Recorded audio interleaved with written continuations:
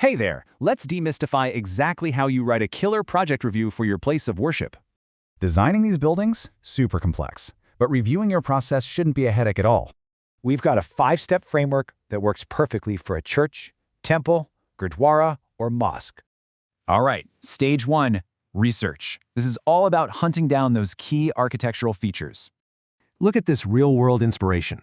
This student focused on the amazing 60-dome mosque in Bangladesh.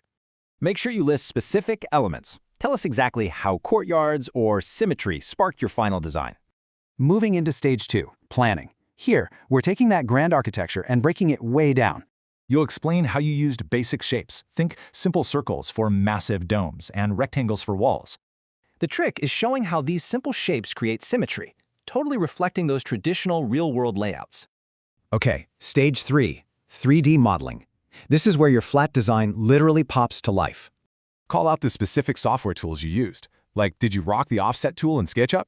And definitely mention your materials and colors. It adds so much realism to the whole shebang. Stage 4, improvements. Because hey, first drafts are never final, right? Documenting your tweaks is absolutely crucial. Just look at this before and after. Visually showing off your changes makes your review ridiculously strong. Explain those adjustments. Fixing the garden or layout proves your final model actually became cleaner and more accurate. Finally, stage 5, reflection. Does your 3D design actually tie back to your original real-world research? This quote right here, perfect summary. It totally proves you developed your ideas from plan to model. So take this framework and ask yourself, how does your digital model truly honor those real-world traditions?